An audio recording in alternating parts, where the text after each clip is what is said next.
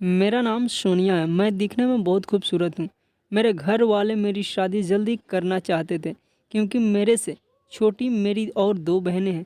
घर वाले चाहते कि मेरी शादी होने के कुछ दिन बाद दोनों बहनों की शादी कर अपनी जिम्मेदारियों से मुक्त हो जाऊं, जैसा कि हर मिडिल क्लास फैमिली में सोचा जाता है। कुछ दिन बाद मेरी शादी तय हो गई। मेरी शादी नवीन नाम के एक लड़के से तय हो गई। नवीन के घर में उनके बड़े भैया और उनके पापा रहते हैं। उनकी माँ अब इस दुनिया में नहीं है, यानी कि वो 2 साल पहले उनकी डेथ हो गई थी। शादी तय होने के कुछ दिन बाद नवीन से मेरी शादी हो गई। मैं ससुराल गई। मायके वालों से बिछड़ने का गम तो था ही, पर ससुराल में पति का प्यार पाने की खुशी भी थी। पहली रात को सुहाग रात की सेज पर बैठी हुई मैं बेसब्री से नवीन का इंतज़ार करने लगी। काफ़ी रात हो गई पर नवीन रूम में नहीं आए। मैं बहुत सोच और टेंशन में पड़ गई कि मैं अपनी बातें कहूँ तो किससे कहूँ। सासू माँ तो थी नहीं और जेठानी का रवैया पहले दिन से ही मुझे पता चल गया था कि वह कुछ ठीक नहीं है। और नई नई नवेली दुल्हन आते ही अपने ससुर जी से बात करे, हमारे समाज में यह अच्छा नहीं माना जाता। यही सब सोचते विचारते मेरी आंखें कब लग गई मुझे पता ही नहीं चला। अगली सुबह जब मैं सोकर उठी तो जेठानी किसी तरह चाय नाश्ता मेरे रूम में भिजवा दी थी।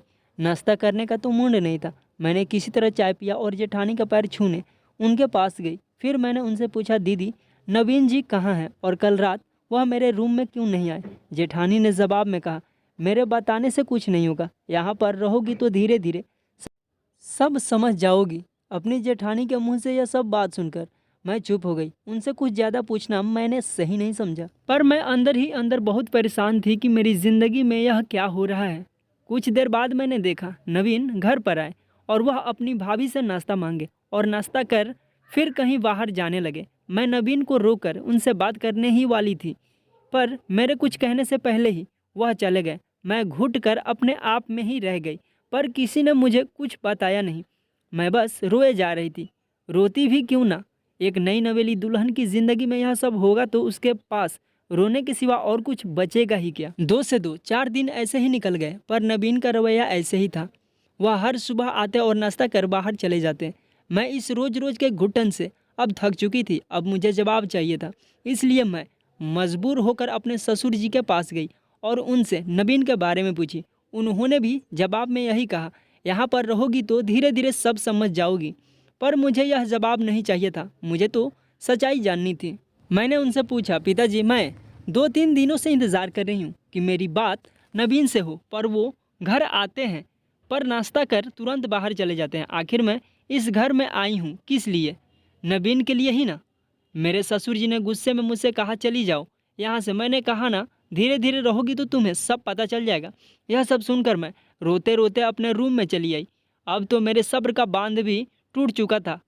अब मैं ये सब और ज़्यादा बर्दाश्त नहीं कर सकती थी, इसलिए मैंने सोचा अब मैं अपने मायके वालों को सब कुछ बता दूंगी। पर मेरे अंदर एक डर भी था, जैसे कि हर लड़की के अंदर होता है, कि मेरे मायके वालों को जब यह बात पता चलेगी कि उनकी बेटी के साथ यह सब कुछ हो रहा है तो उन्हें कितना धक्का लगेगा। यही सब सोचकर मैंने कुछ दिन और इंतज़ार करना चाहा कि शायद कुछ दिनों में धीरे धीरे सब कुछ ठीक हो जाए। एक दिन मैं रात में सोई हुई थी, तभी मेरे रूम में किसी के आने की दस्तक हुई। मैं किसी भी रात अंदर से दरवाज़ा बंद करके नहीं सोती थी, क्योंकि मुझे हर रात यह इंतज़ार रहता कि शायद किसी दिन नवीन मेरे रूम में आ जाए। पर मेरा इंतज़ार ही रह गया। मेरे रूम में कोई आया ज़रूर, पर वह मेरे पति नवीन नहीं थे। अगर मैं यह बात आपको बताऊं तो आपके भी रोंगटे खड़े हो जाएंगे। मेरे रूम में मेरे ससुर जी थे।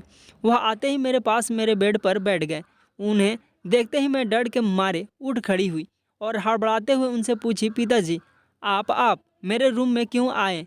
कुछ काम होता तो बुला लेते। उन्होंने मुझसे कहा, घबराओ मत, मैं बहुत दिनों से तुम्हें देख रहा हूँ। तुम तड़प रही हो अपने पति का प्यार पाने के लिए, इसलिए मुझसे रहा नहीं गया तो मैं उस कमी को पूरा करने आ गया। यह सब सुनकर मैंने गुस्से में उनसे कहा, छी, आप मेरे पिता समान हैं और आप यह कैसी बातें कर रहे हैं? उन्होंने मुझसे कहा, जी हाँ, मैं सही बोल रहा हूँ। घर में की बात घर में ही रह जाएगी। तुम इतने दिन से इस घर में आई हो, क्या तुम्हें अंदाज़ा नहीं कि तुम्हारा पति किसी भी रात आखिर तुमसे मिलने क्यों नहीं आया? आज जान लो, उसका किसी और लड़की से अफेयर चल रहा है, जो कि वह दूसरी जाति की है। इसलिए मैंने शादी करने से इनकार कर दिया। यह सब सुनकर बस मैं रो रही थी और मैंने उनसे फिर गुस्से में कहा, जब आपको पता था कि आपका बेटा किसी और के प्यार में पागल है तो आपने मेरी शादी उससे करके मेरी ज़िंदगी क्यों खराब कर दी। उन्होंने जवाब में कहा, समाज और लोग लाज के डर से, क्योंकि बेटे की शादी में लेट हो रहा था तो अगल बगल के लोग भी पूछ रहे थे, इसलिए मैंने उसकी शादी तुमसे करवा दी। और रही बात तुम्हारे अकेलेपन की तो वह कमी अब मैं पूरा कर दूंगा। यही कहते हुए उन्होंने मुझे अपनी बाहों में भरना चाहा। मैं उछल कूद कर उस रूम से भाग आई और उसी रात में दौड़ते दौड़ते अपने मायके की तरफ जाने लगी। मेरे अंदर इतनी शक्ति पता नहीं कहाँ से आ गई थी कि मैं बस दौड़ते ही जा रही थी। मेरा मायका मेरे ससुराल से लगभग 10 किलोमीटर दूर था, फिर भी मैं दौड़ते दौड़ते सुबह 5 बजे तक अपने मायके चली आई। मायके में आकर मैं अपनी माँ से लिपट कर रोने लगी और उनसे सारी बात बता दी। माँ भी यह सब सुनकर मुझे तुरंत अपने रूम में लेकर गई और कहा, शांत हो जा, लोगों को यह बात पता चलेगी तो हमारी बहुत बदनामी होगी। मैंने उनसे पूछा, पर माँ हमारी बदनामी कैसे होगी, इसमें मेरी क्या गलती। उनका भी कहना गलत नहीं था। यह समाज का जीता जागता आईना है कि गलती कोई और करता है और सज़ा हमेशा हम लड़कियों को भुगतनी पड़ती है। उन्होंने मुझे समझाते हुए कहा, बेटा गलती चाहे किसी की भी हो, पर लोग गलत हमेशा लड़कियों को ही ठहराते हैं, इसलिए तू अभी चुप हो जा और यह सारी बातें किसी से मत कहना। कुछ दिन तक मैं अपने मायके में रही। एक दिन मेरी माँ ने मुझे समझाते हुए कहा, बेटा तू वापस अपने ससुराल चली जा। मैं अपनी माँ की तरफ गुस्से में देखते हुए बोली, माँ आप यह कैसी बातें कर रही हैं, मैं अपने ससुराल चली जाऊँ?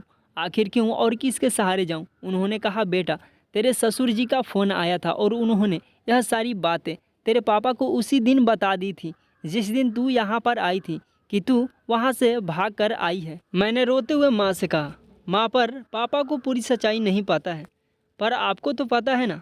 माँ मैं कैसे जाऊँ? नवीन तो मुझसे सीधे मुँह बात नहीं करते और मेरे ससुर जी मुझे गलत निगाहों से देखते हैं। फिर माँ ने कहा, बेटा अगर तू यहाँ पर रहेगी तो हम सब की बहुत बदनामी होगी और ऊपर से अभी तेरे 2 बहनों की शादी भी होनी बाकी है। अगर तू अपना ससुराल छोड़ यहाँ पर रही तो उनकी शादी भी नहीं हो पाएगी और कब तक हम तुम तीनों बेटियों को अपने सर का बोझ बना कर रखेंगे। इसलिए तू अपने ससुराल चली जा, धीरे धीरे सब कुछ ठीक हो जाएगा। मैं अपनी माँ के पैर पर गिर गई और कहा, माँ आप कुछ भी करो पर दोबारा मैं उस गंदगी में नहीं जाना चाहती, मुझे बचा लो माँ, मुझे बचा लो। पर किसी ने मेरी एक ना सुनी, सबको अपनी अपनी इज्जत की पड़ी थी। फिर दोबारा मुझे उसी जहन्नम में जाना पड़ा। मैं कुछ दिनों तक ससुराल में रही पर वहाँ पर किसी का रवैया मेरे लिए बदला नहीं, वह लोग वैसे के वैसे ही रहे। फिर मैंने ठान लिया कि मुझे ऐसी ज़िंदगी नहीं जीने, ना तो मुझे अपने मायके में जाना और ना ही ससुराल में रहना। फिर मैंने अपनी एक सहेली से बात किया और उससे अपनी ज़िंदगी की भीख मांगी कि मुझे कुछ दिनों के लिए अपने घर पर बुला लो। मेरी सहेली मुझे अपने घर पर बुलाना तो नहीं चाहती थी क्योंकि उसकी भी अपनी फैमिली थी, पर मेरे बार बार कहने पर किसी तरह उसने हाँ कर दिया। और एक रात मैंने अपना ज़रूरी सामान पैकिंग किया और अपने सहेली के घर चली गई। वहाँ जाने के बाद मुझे कई कठिनाइयों का सामना करना पड़ा। फिर मुझे एक प्राइवेट स्कूल में जॉब मिली। उस स्कूल में महज मेरी सैलरी सिर्फ 2000 थी। किसी तरह मेरे खाने पीने का इंतजाम तो हो गया। मेरे पास कुछ गहने थे, मैंने उस गहनों को बेचकर बीएड करने के बारे में सोचा। फिर मैंने अपनी सहेली के घर पर रहकर ही बीएड किया। बीएड की पढ़ाई पूरी होते होते मेरी ज़िंदगी ने एक नया मोड़ लिया। मेरी ज़िंदगी में एक लड़का आया। वह लड़का मेरी उसी सहेली के मामा का लड़का था जिसके घर में मैं रहती थी। उस लड़के का नाम विवेक था। विवेक मेरी सहेली के घर किसी काम से आया हुआ था। उसने मुझे वहाँ पर देखा। उसने मेरे बारे में मेरी सहेली से पूछा। मेरी सहेली ने मेरे बारे में सब कुछ बता दिया। विवेक की सिचुएशन भी लगभग मेरे जैसे ही थी। विवेक की शादी तो हुई थी पर शादी के 2 महीने बाद ही उसकी पत्नी की डेथ हो गई थी। जब से विवेक ने मुझे देखा शायद वह मुझे मन ही मन पसंद करने लगा था। वह मुझे देखने के बहाने मेरी सहेली के घर आ जाया करता। एक दिन उसने अपने प्यार का इजहार मुझसे कर ही दिया, यानी कि उसने मुझे प्रपोज कर दिया। मुझे भी तो एक साथी की तलाशी थी। मैंने विवेक के प्यार को स्वीकार कर उससे शादी करने के लिए हाँ कर दिया, पर शायद विवेक की फैमिली विवेक की शादी मुझसे करने को तैयार नहीं थी। क्योंकि मेरा कोई परिवार नहीं था। पर विवेक का प्यार सच्चा प्यार था। विवेक ने मेरे साथ मिलकर मेरे पहले पति से मेरा तलाक करवाया और उसके बाद उन्होंने मुझसे मंदिर में शादी कर ली और मैं विवेक एक दूसरे घर में शिफ्ट हो गए। विवेक काफ़ी पढ़े लिखे थे।